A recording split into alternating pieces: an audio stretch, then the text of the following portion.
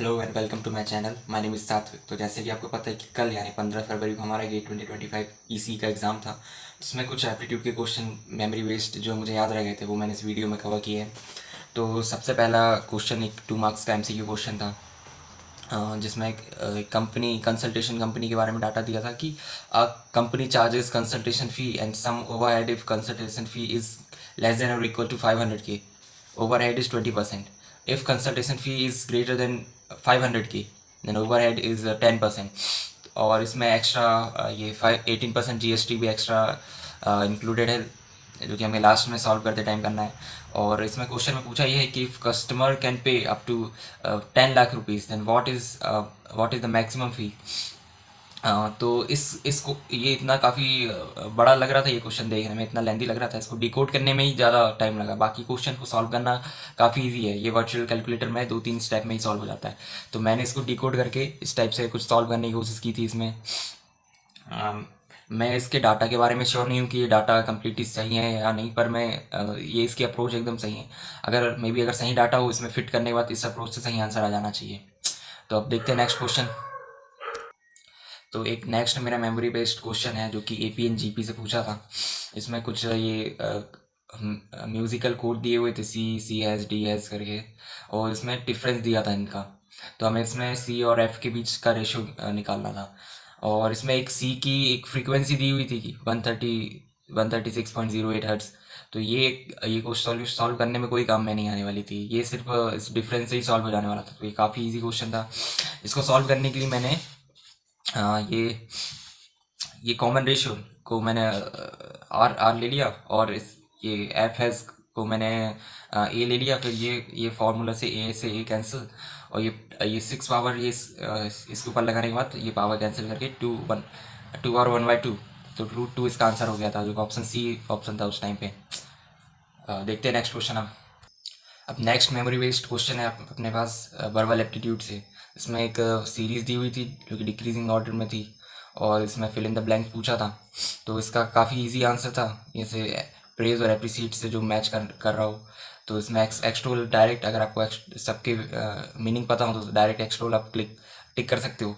और अगर आपको ये नहीं पता था कि एक्सट्रोल की मीनिंग क्या है, तो आप ऑप्शन एलिमिनेशन से भी कर सकते हैं। जैसे कि ये प्राइस फिट नहीं होने वाला है इस सीरीज़ में, अप्रोप्रिएट भी फिट नहीं होने वाला है, और ये स्पोज का मतलब होता है हेल्प करना, तो ये भी फिट नहीं होने वाला है। तो इसमें इसमें ऑप्शन सी एक्सट्रोल सही हो जाने वाला था यहाँ पे।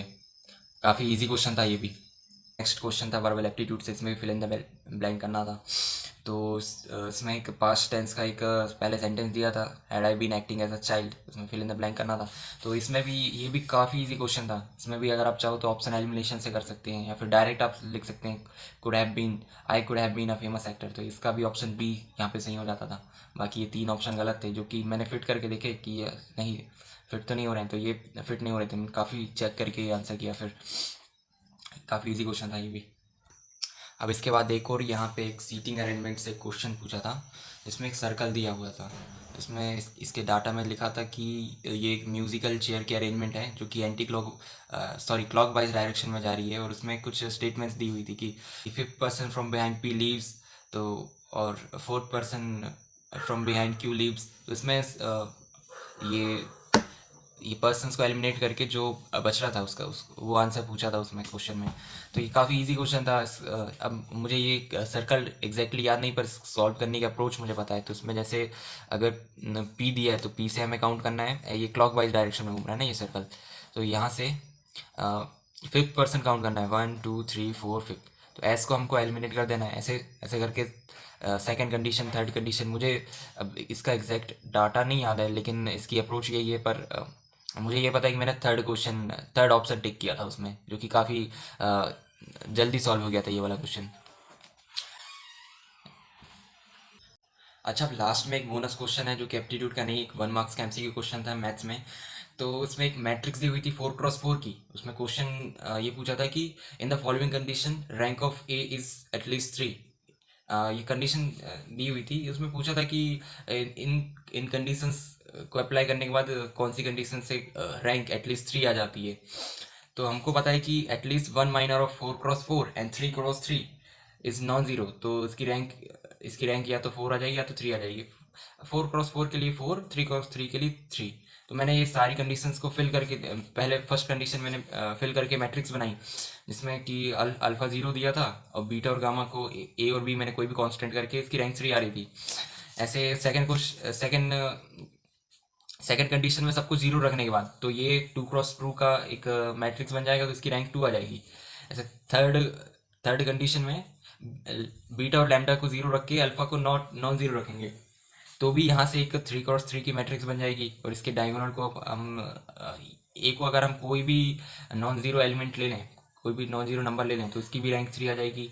ऐसे ही 4 में भी, 4 में तो सबसे ज़्यादा ईजी है कि अगर तीनों ही नॉन जीरो रहें तो इसकी या तो रैंक या तो 4 आएगी या तो 3 आएगी, जो भी रैंक आएगी इसकी।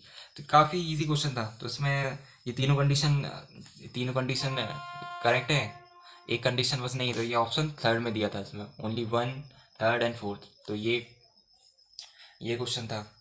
तो बस अभी अभी के लिए फ़िलहाल मुझे इतनी क्वेश्चन याद हैं।